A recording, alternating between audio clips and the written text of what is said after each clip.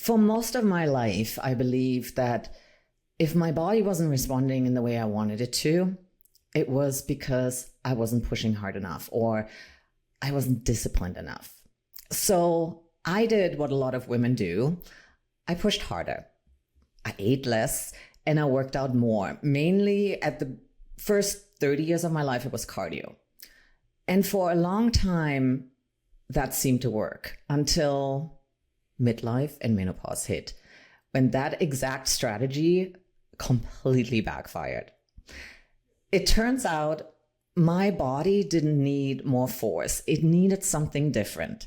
And today's conversation is really about unlearning that old programming, the idea that our bodies need to be controlled, punished, and overwritten in order to change.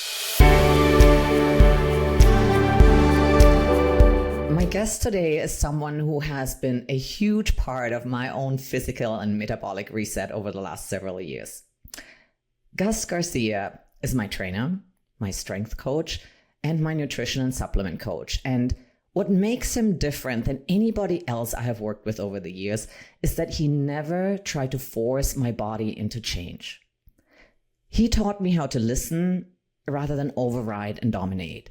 And that shift, especially in midlife, has changed everything for me. This is hopefully the first of many conversations that Gus and I will be having on here, because there is just so much here that matters for women in this season of life. Today, we're starting at the beginning, the old programming and why it stops working. So welcome. Welcome, Gus, and I am so excited to have you on my Pick Joy show.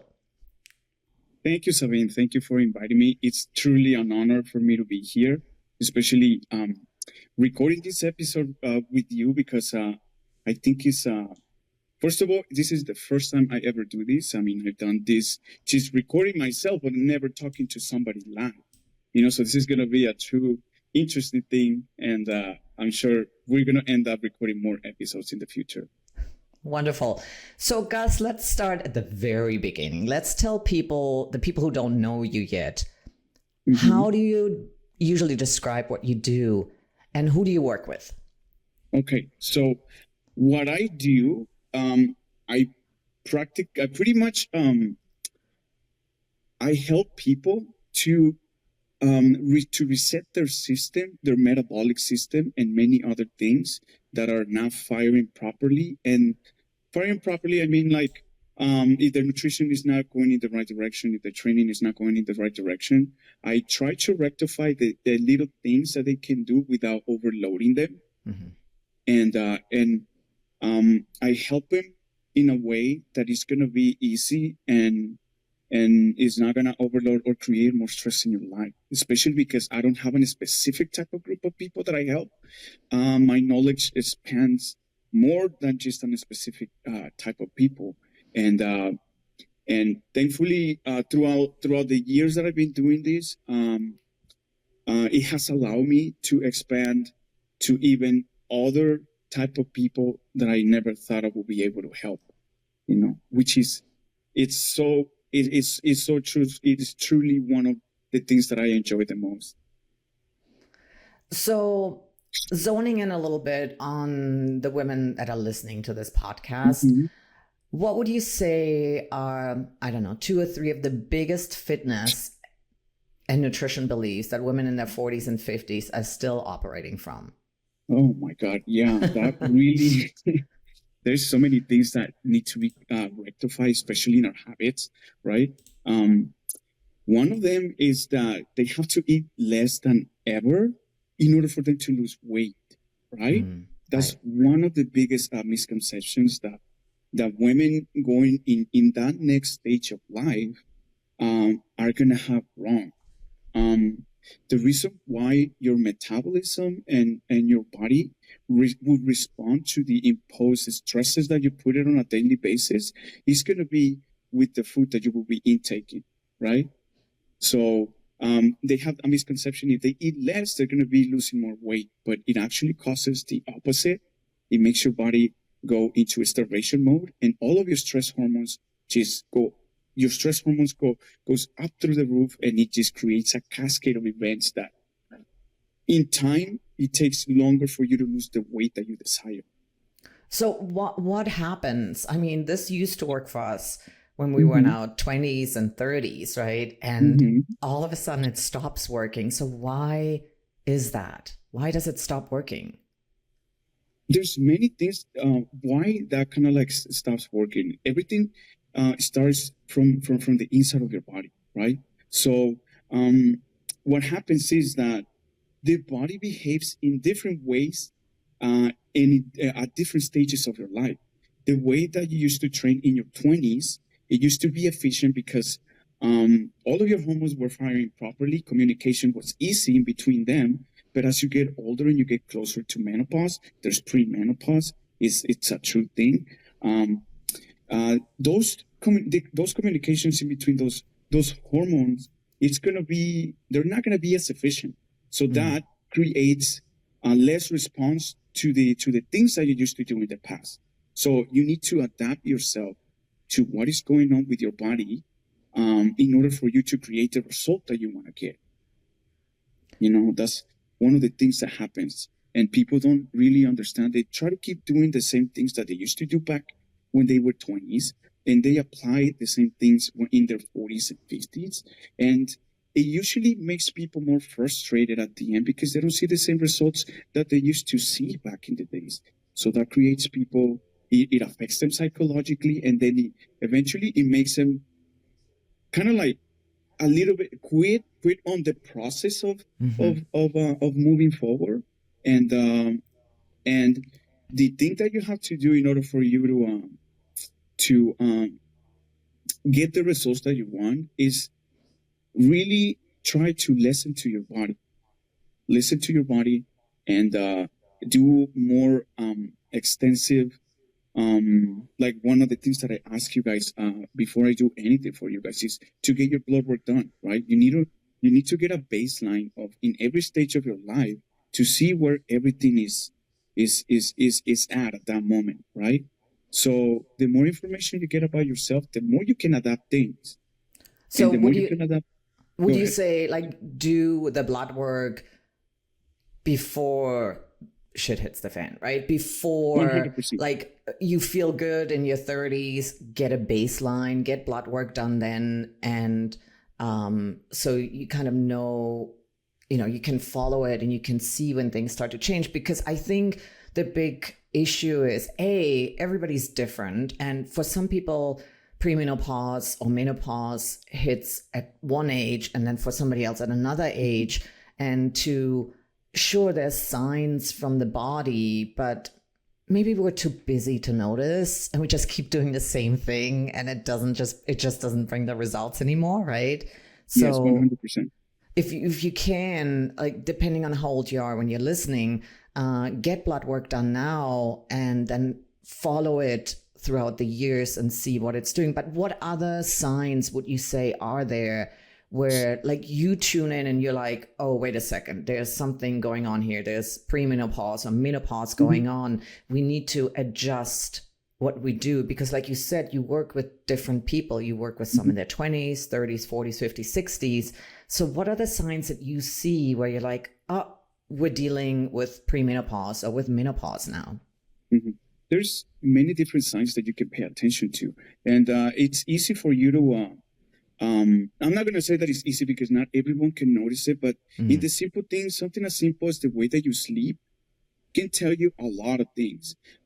Also, the way that your body recovers whenever you are training, or whenever you are, let's say that you go out on a Friday, Saturday night, and then you drink and you feel awful the next day. The amount of time that it takes you to recover from that, it's also going to be an indication of the way that your body is responding internally. Okay. And then some of the adaptations that you have to do is are going to be based more on the way that you feel throughout the day, and you can compare it to how you felt the day before, or the day before, or even the way, like how much you slept the night before. because that's going to dictate also the way that your day is going to be. Is going to be going, because that's going to create a certain type of stress response in your body. Monitor your appetite, see your appetite, how good it is. If your appetite is really not suppressed throughout the day, that means that your stress is lower, right? But when your appetite is more suppressed throughout the day, that means that your levels of your cortisol levels are going to be spiking up, depending on the situation and your schedule on a daily basis. Does that make sense? Yeah. So let's get into that, the whole stress thing. Mm-hmm. Yeah. Like, this is for me. We're living a very stressful life right now. Yes. The engine that we live on is very, very stressful.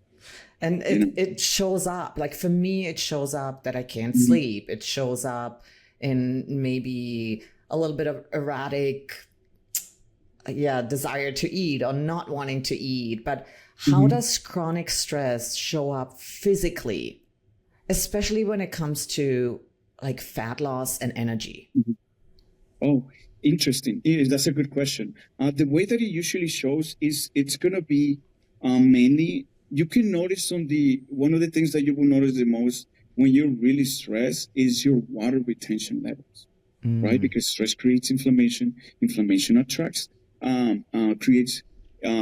water retention, because your body's trying to figure out what is happening internally. And your body's always going to try to go back to homeostasis.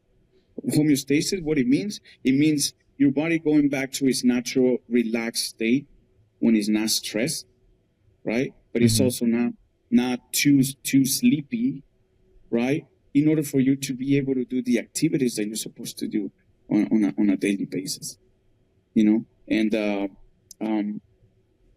another way that you can tell is the way is your body's going to be storing fat, right? Usually stress, it's going to be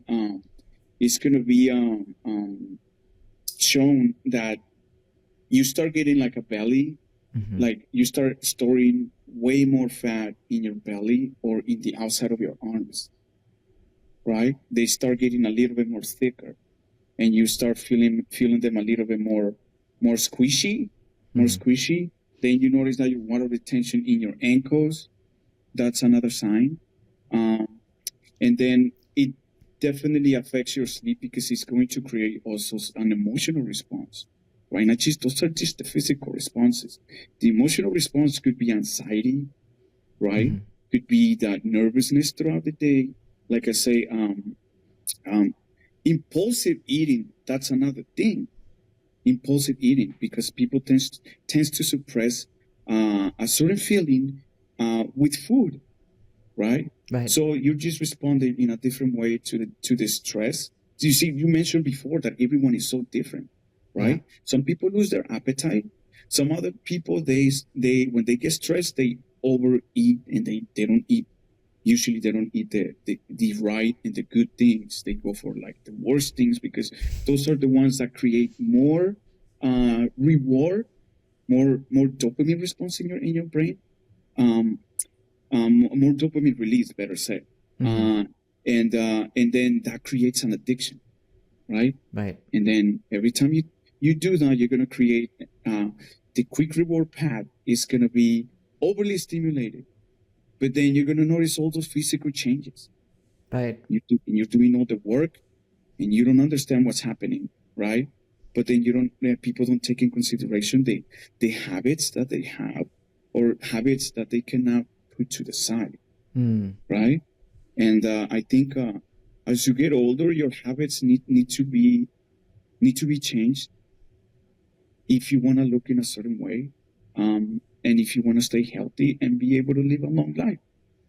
Yeah, I was going to say, I mean, I feel like this is so much more than just aesthetics. This is because I went through this, and you just feel like crap. I mean, when this is not dialed in and you're trying to use the old rules to combat feelings, and stress and hormonal changes and metabolic changes, but it's just not working. And I remember when I had a very stressful time 10 years ago, and I my physical response was I lost a lot of weight. I was barely 100 pounds.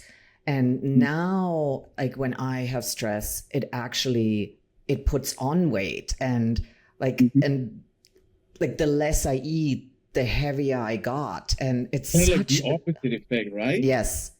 And that's why I think this is such an important topic, because our bodies respond like so opposite to how they used to respond. So I, luckily working with you, I learned that our response to how our bodies are working now needs to be different as well.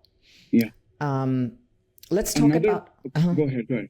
No, I wanted to bring out another myth that just if you still want to continue with this, is that lifting weights is going to make women bulky. Oh my God!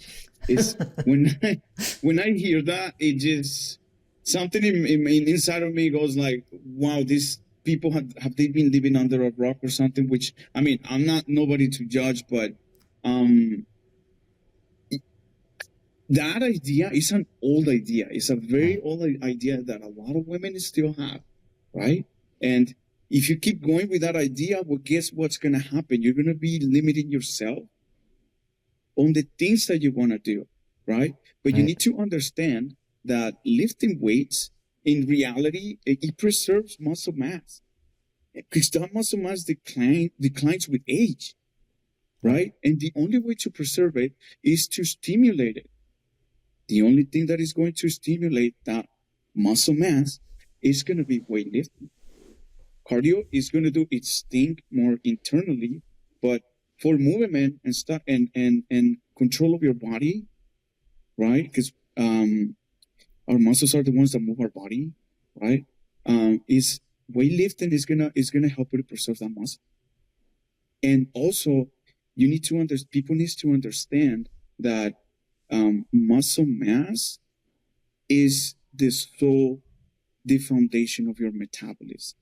Right. That's the reason why people respond better when they're younger compared than when they're older, because the muscle mass starts declining at a certain age, and it's actually at 30 years old when the body is preparing to not overly spend energy and stay on a more suppressed state.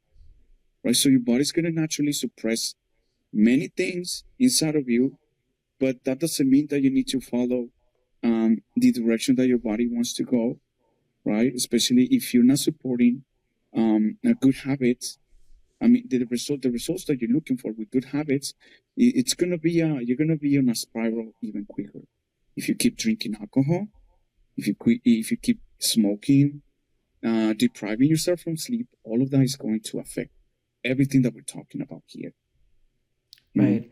And I think people need to realize that there's the extremes, of course, where you want to become a bodybuilder, you can do that. Sure. I started lifting weights at 49, which was very late, and you can absolutely do that. But nobody's saying that's what it requires, because there's a lot of gray area in between, right? I mean, 100%. To maintain muscle doesn't mean you become a bodybuilder and you become bulky and you're not feminine anymore, so it's a long road. And the thing is, it doesn't happen overnight. Like, you don't go from, okay, I'm going to lift weights, and then, I don't know, 3 months later, all of a sudden you're bulky, like it takes a lot of work to get to being bulky, and it's a long road, and nobody says that that's what you need to do, but maintaining muscle and building a little bit of muscle so that you increase your metabolism,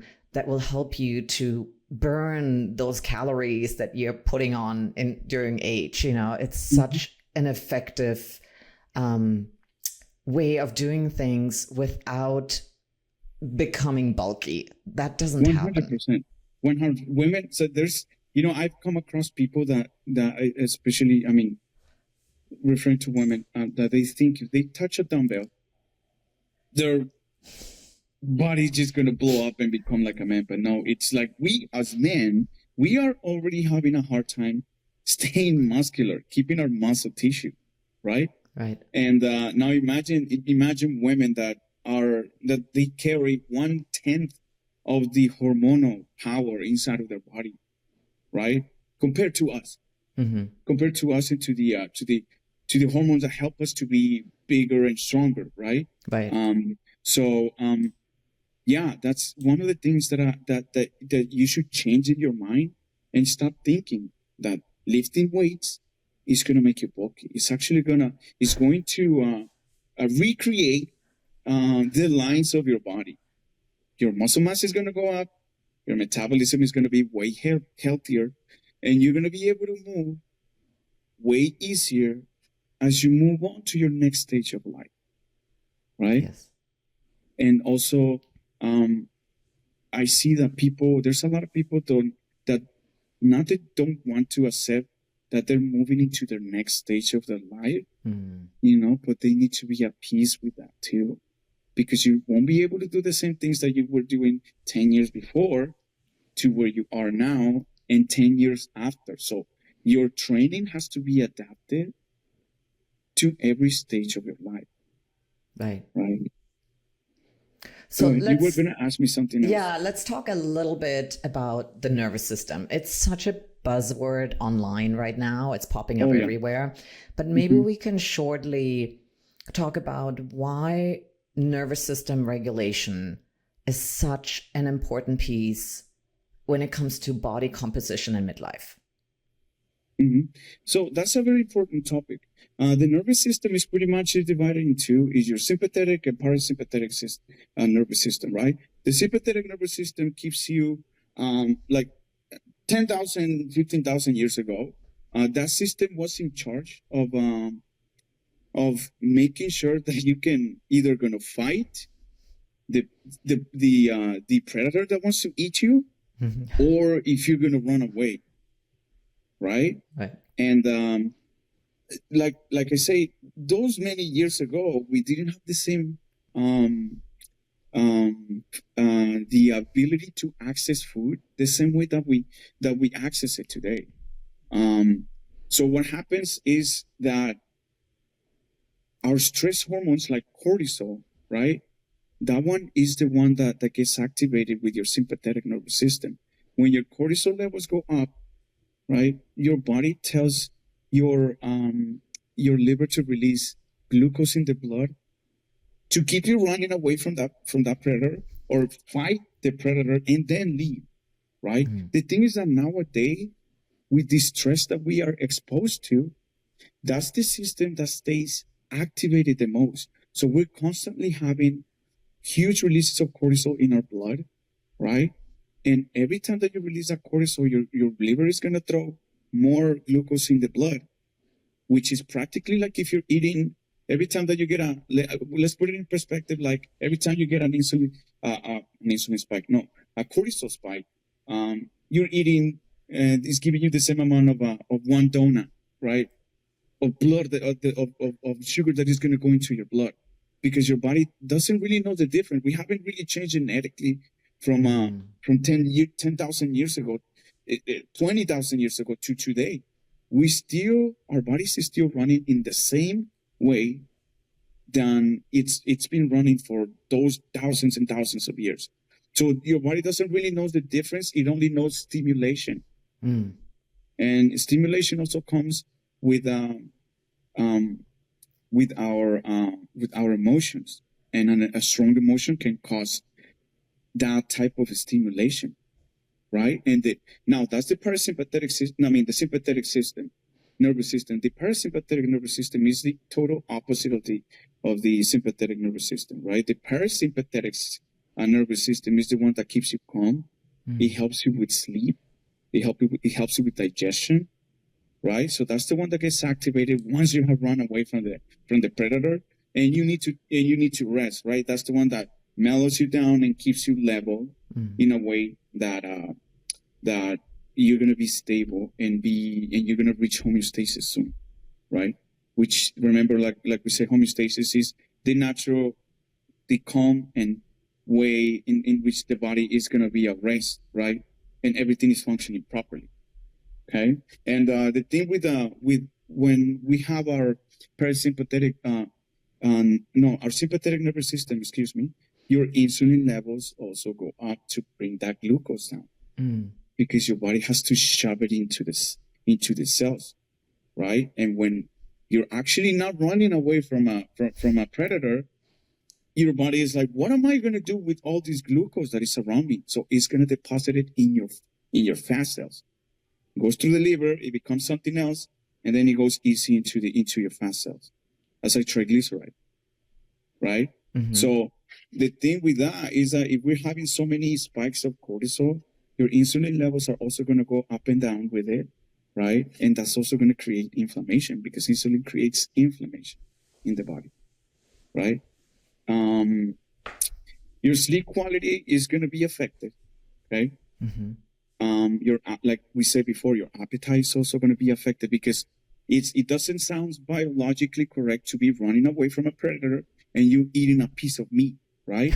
Yeah. You can either do one or the other one. So I tell a lot of people, your body cannot have blood in two active systems at once. Like when you do like when you're training legs and then you have a meal in your body, you're going to end up throwing up, because now the requirement of blood is going to go to the legs and it has to come out of the digestive system, right? Yes. And then when it comes out of the digestive system, it gets deactivated and you end up throwing up. So a lot of people get sick and they don't understand why it's because you cannot have two like very active systems like those activated at the same time, you know? So I see the problem. I see the problem that if we're constantly triggered to fight or flight, and it's constantly ramped up, that there is all this cortisol and the insulin, and it's depositing more and more into our fat cells. Yeah. So then, okay, the other nervous system kicks in to calm us down. But if we're constantly triggered, there seems to be a problem, because I know from my own experience, if I'm going through a stressful time, it's really hard for me to calm down and to relax and turn all of this off, because there's no threat. Nobody's hunting me, like nobody is threatening me. And yet why do we then have a hard time to calm down and to relax and get our body back down to the lower levels? Why? There's many things why that happens, but one of the simple ones is that also your adrenaline goes up every time your sympathetic system gets activated. It's like drinking, let's put it in perspective, 6 shots of espresso at once. You feel your heart boom, boom, boom, boom, boom, beating really hard, right? That overly stimulation of the nervous system is going to stay there for some time, right? Now, even when the situation that stresses you out is not there physically, it's constantly in the back of your head, psychologically, right? So our subconscious is going to keep repeating that same cycle just running in the background without you even noticing it. Not until you actually get a grip on that thing that is stressing you out, and you make sure that you take that out of your consciousness in order for you to not be overly stimulated by it. That's one of the reasons why, because it keeps running in the background. You just keep thinking about it. Then we have all of these other stresses that are stressing us out that are just adding more and more to the situation. Like even being in traffic for a long time, it stresses people out, especially here in the city of Los Angeles. You know how traffic is. Yeah. And we all known for that, right? There's a lot of people that are more sensitive to stress. And their body doesn't have the capability of shutting it down as quick as other person. That's the reason why you want to stay active. Every time you do an activity, right? You're teaching your body to be able to deal with with a stressful moment, right? And the more you practice that stimulation of a little stressful moment, right, the more efficient your body becomes in controlling your stress. Because if you take your 15 reps in a squat, that's going to stress your body, right?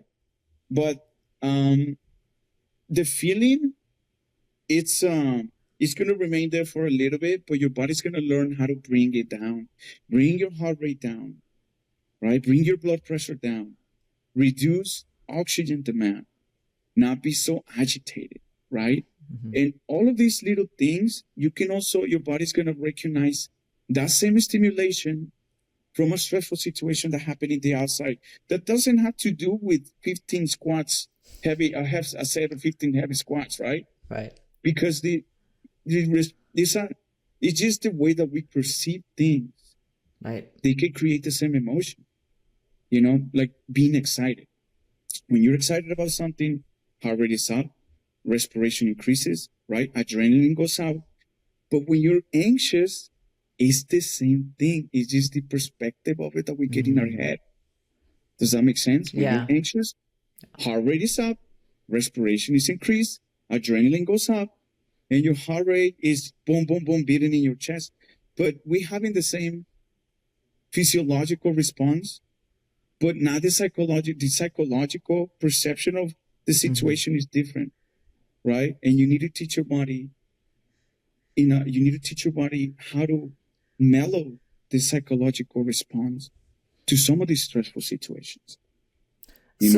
Would you agree with me that for me, when I started working out, it was actually, it helped me to get more tranquility, more peace into my life. And like even now, today, like when you and I work out, it's hard workouts. I mean, you challenge me, and at the same time, it's supportive workout.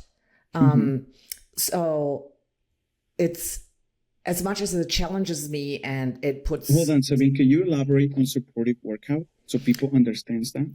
So supportive, I mean that it actually helps me not just be in better shape physically and be in healthier shape, but also for me, it's emotionally supportive.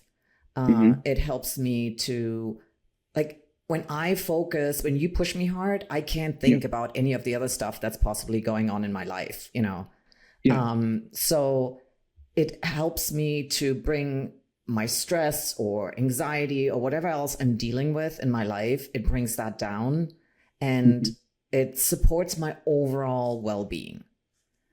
And that's why, like, we don't always feel like working out, but once we do and we're done, we walk out of there, we feel amazing. And you feel so much better, right? Yes. Yes. So, and I think for me personally, that's the definition of training safely. Like there's a really fine line when you're being pushed hard and you're being challenged and supported physically, emotionally at the same time. And I think it's a beautiful thing. And 100%.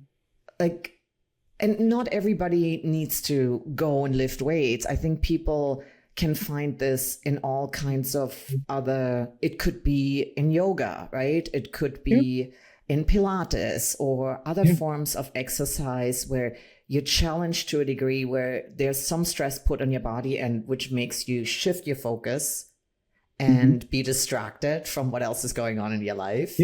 And I mean, I think, do you agree with me? 100%. Yeah, 100%. I agree with you. And all of those things that you mentioned, what is the one thing in common that all of those have? It's movement. It doesn't matter which activity you're doing of the ones that you mentioned, you are doing some type of movement. We have been created to keep our body moving. Yes. So the more that we move our body, the more your body is going to be responding more accordingly to all of these stress demands and whatever it is that we're dealing on a daily basis. One of the things that people do that affects them the most is they stop moving. Not as often. They think that just because they're walking in the house or at work or something like that, your body creates an adaptive response to that, and then it stays at baseline, and then you always need to be challenging that baseline, Mm-hmm. right? And the way that you challenge that baseline is with movement. Any of the movements that you just mentioned, right? Any of the activities that you just mentioned, better said, they create movement. That's all our body needs. You need to stay active. Right. You need to stay active. You need to stay moving, right? And you need to support your body in a way that is going to allow you to move the way that you're supposed to move. Does that make sense? Yeah. I mean, we're not made for sitting in front of a computer for 10 hours a day. We're not made for that. And I think we get the bill when we reach our 40s, 50s, you know, and we spend a lifetime sitting in front of a computer. And it's just, it backfires. Yeah. Sorry, go ahead. I feel like a lot of women feel like once they hit this stage that the body is betraying them. But maybe we can have a perspective shift here and say, okay, if weight gain and fatigue aren't failure or something horrible, but how about we look at it as feedback? Like something, wow, like a red flag coming on saying, okay, I need attention. Something is up here that's not in balance, that's not healthy. How do you help women shift from fighting their bodies, so this negative perspective of, oh, my body is this and that, to actually working with it? Okay, so that's a really good question. One of the ways that I see women when they come to me and they have menopause, I try to explain them that they need to reframe menopause, right? What if, like, usually they come complaining about weight gain, lack of energy, right? And just a bunch of other stuff, right? So what if the weight gain isn't the problem, right? But the signals that you cannot send and receive because now your body is changing, right? So some of the signals that your body is going to be giving you is going to be inflammation. We spoke about that. Stress overload. You're going to notice that you're not going to be as strong. So muscle loss. And you're definitely going to notice your different hormonal responses. Like you're going to get hot flashes, start having hot flashes. And I remember you have experienced those. And it's not a good feeling. They keep you up at night. They make you feel that you're burning from the inside out, right? You don't know what's going on. You go to the doctor, they tell you that this is part of you being a woman, right? That's what I was told, yes. Exactly. That's what I meant by saying reframing menopause, because you don't have to be like this. You don't have to be like this. You can do something to feel better. That's not a good quality of life. Right? And you don't want to be in that type of a poor quality of life that you're going to change the perspective and the way that you see the rest of the world, even your partner, right? It's going to affect so many things in your life, right? Because the signaling is not there. So it's not making the right connection, right? It's like trying to put a square in a circle insertion, right? It's not going to go. It's not going to fit in. It doesn't belong there, right? I tell people that they need a different. They need. Let me say this a little more clear. They need more different inputs, right? Not more punishment, right? Because people, they punish themselves by eating less, right? Or overly exercising to a level that they're just going to have their stress through the roof. Their cortisol levels are going to be through the roof, and they're never going to see the results that they want. So you don't need more punishment. You need to punish yourself by restricting your calories, right? You need to get in control of the signaling that your body's giving you, and you need to pay attention to that. Let's say, how can women stop seeing their body as their enemy? Right. they need to shift their perspective of the stage that they're going in life. You gotta see your body as that is going to respond eventually if you do the right things, not as a defiant, right? You gotta focus on function, right? You need to focus on having a good production of energy. You need to focus on keeping your strength up, right? And you need to check your health markers. Those are the things that you need to keep be more attentive to as you progress in later stages of your life, right? So I think we'll get into some of these things in future conversation because there's just so much to cover. Yeah. I think this conversation is like an initial conversation to say, look, let's change our attitude towards our bodies, and let's not try to fight it with the same rules that worked for us in our 20s and 30s. And like I went through this when I wasn't with you because I was in Europe and menopause hit me, and I wasn't under your care. And for me, I was like cutting back on food more and more and more. And I was being more and more active. And I remember seeing you for the first time and you asked me and you said, "Are you eating?" And I said, "Yeah, of course I'm eating. Of course." But then you had me start to write down my macros, and it turned out I was barely eating. I was starving myself and I didn't even realize it. And I was doing morning fasted cardio because in my head, from the old rules, it was that's what works, and as you explained to me, I was putting actually more stress on my body instead of being kind to it and understanding, wow, you need something different right now. And like I said, we'll get into all of this in future conversations that we're going to have. It's just too much to put it all out now. But let's just say, let's focus on one thing that if a woman comes to you or she's listening right now and she feels exhausted and frustrated and defeated by her body, what's one thing you would tell her that she could stop doing today that would actually be helpful for her body? Okay. If somebody comes to me like that, I will give him some type of advice in gentle hope, right? One of the first things that she can be doing, right, is stop the chronic caloric restriction. Because that's one of the things that is going to affect your energy levels. And that's why you feel exhausted, because you're not getting the energy that your body needs, right? Excessive cardio is also going to be affecting you because then you're not going to have any proper rest to recover, right? Also comparing yourself to past performance, because you're in a different stage of life, right? Your body's not going to respond the same. And then a lot of people ignore recovery and sleep, and that's where all the magic happens.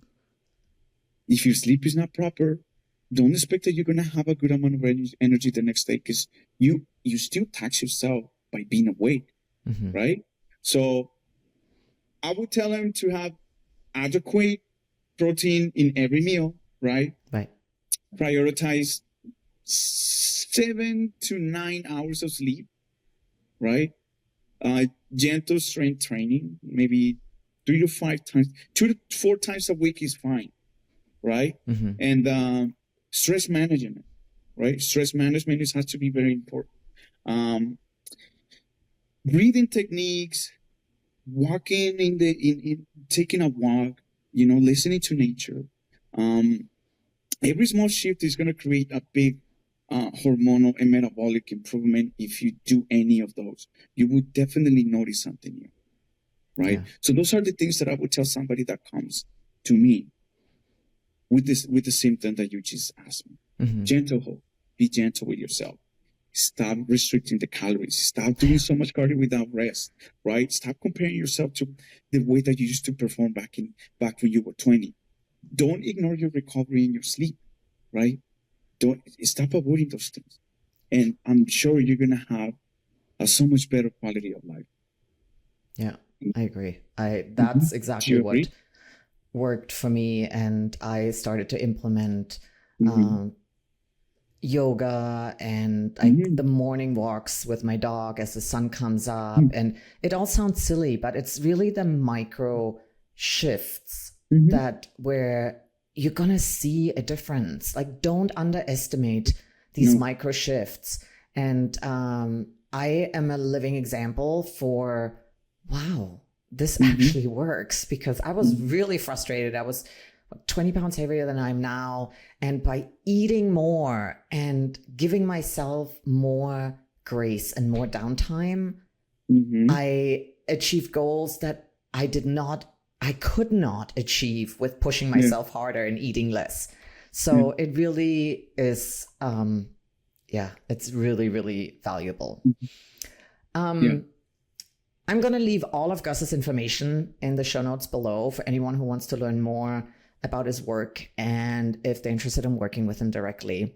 But before we go, Gus, I want to ask you, is there anything that you haven't talked about, anything we haven't mentioned that should be part of this conversation that we're having today?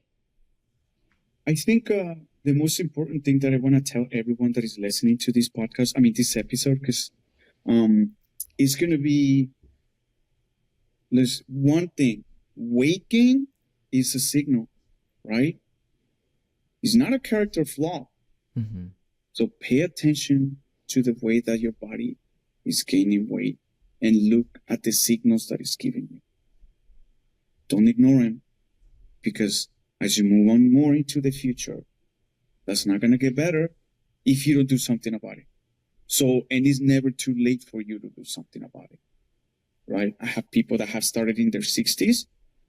I have trained people that have started in their 70s, past 75, came to me on a wheelchair, and they ended up walking 3 months after, right? Hip surgeries, knee surgeries. You're never too late to start your journey in bettering your health and your quality of life. I think that's what I have to tell the people that is listening to this. I love that. I think it's an attitude change towards your body. Yes, 100%. It will require sacrifice, right? Especially old habits. Right. But it's going to be I think people will enjoy life way more. Oh, yes. If they start doing things that are more positive for their bodies. Agreed. Right? Okay, I'm going to pause this, take the break in here right now. And for the summary, that's going to go here. And then I'm going to continue. Okay. Gus, thank you so much for being here today. You have been such a steady presence in my own life over the years. And I am so grateful for the impact you've had on my body and my health and how I really show up for myself. And it means the world to me that we can now share this wisdom and your approach with my audience, because I know firsthand the difference it has made in my life. So thank you for being my rock, and thank you for now being that for my audience as well. And I really look forward to future conversations we're going to have on this topic. And just thank you. You're very welcome. My pleasure. And this is the way why I do it, because I want to see everyone having a better quality of life, right? Any stage of your life, you can have a better quality of life, but you got to do the work. And we're here for you guys, to support you guys in this. Thank you, Sabine, for inviting me.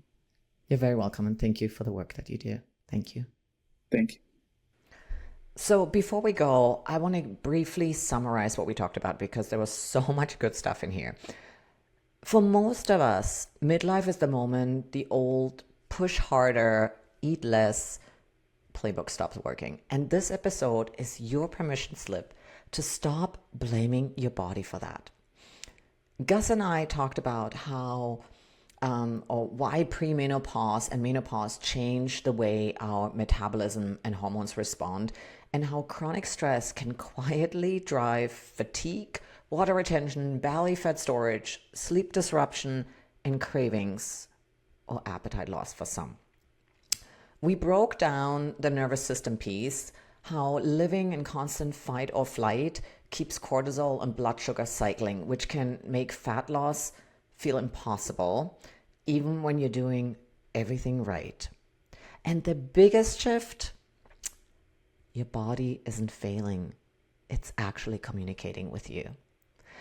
Gus shared the foundational micro choices that help women feel better fast. Stop chronic calorie restriction and excessive cardio without recovery. Prioritize protein, sleep, gentle strength training, and stress regulation. Because weight gain isn't a character flaw. It's your body's feedback.